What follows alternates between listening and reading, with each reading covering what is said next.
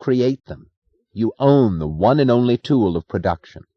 Wherever you are, you will always be able to produce. But the looters, by their own stated theory, are in desperate, permanent, congenital need, and at the blind mercy of matter.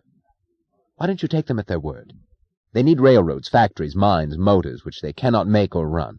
Of what use will your railroad be to them without you? Who held it together? Who kept it alive? Who saved it time and time again? Was it your brother James? Who fed him? Who fed the looters? Who produced their weapons? Who gave them the means to enslave you? The impossible spectacle of shabby little incompetents holding control over the products of genius? Who made it possible? Who supported your enemies? Who forged your chains? Who destroyed your achievement? The motion that threw her upright was like a silent cry. He shot to his feet with the stored abruptness of a spring uncoiling, his voice driving on in merciless triumph. You're beginning to see, aren't you, Dagny? Leave them the carcass of that railroad. Leave them all the rusted rails and rotted ties and gutted engines, but don't leave them your mind. Don't leave them your mind.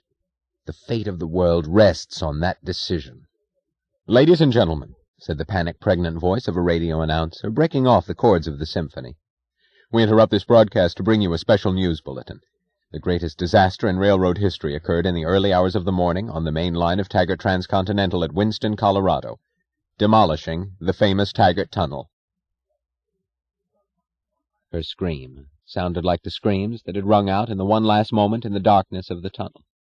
Its sound remained with him through the rest of the broadcast, as they both ran to the radio in the cabin and stood in equal terror, her eyes staring at the radio, his eyes watching her face.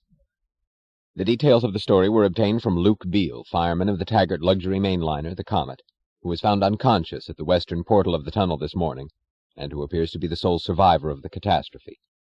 Through some astounding infraction of safety rules, in circumstances not yet fully established, the Comet, westbound for San Francisco, was sent into the tunnel with a coal-burning steam locomotive.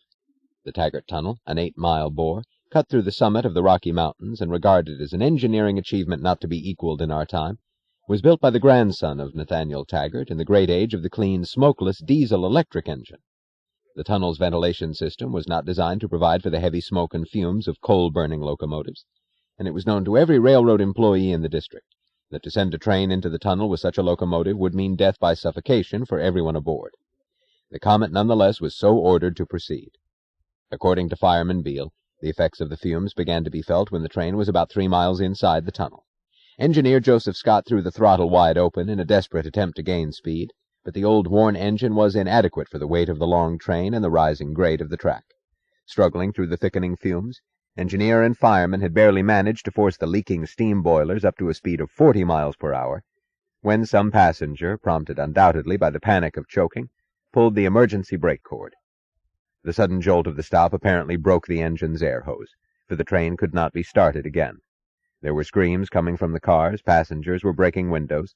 Engineer Scott struggled frantically to make the engine start, but collapsed at the throttle, overcome by the fumes. Fireman Beale leaped from the engine and ran. He was within sight of the western portal when he heard the blast of the explosion, which is the last thing he remembers. The rest of the story was gathered from railroad employees at Winston Station. It appears that an Army freight special westbound carrying a heavy load of explosives had been given no warning about the presence of the Comet on the track just ahead. Both trains had encountered delays and were running off their schedules. It appears that the freight special had been ordered to proceed regardless of signals because the tunnel's signal system was out of order. It is said that in spite of speed regulations and in view of the frequent breakdowns of the ventilating system, it was the tacit custom of all engineers to go full speed while in the tunnel. It appears, as far as can be established at present, that the Comet was stalled just beyond the point where the tunnel makes a sharp curve. It is believed that everyone aboard was dead by that time.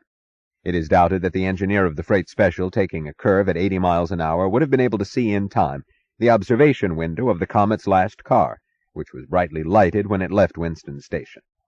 What is known is that the freight special crashed into the rear of the Comet. The explosion of the special's cargo broke windows in a farmhouse 5 miles away, and brought down such a weight of rock upon the tunnel that rescue parties have not yet been able to come within 3 miles of where either train had been. It is not expected that any survivors will be found, and it is not believed that the Taggart Tunnel can ever be rebuilt.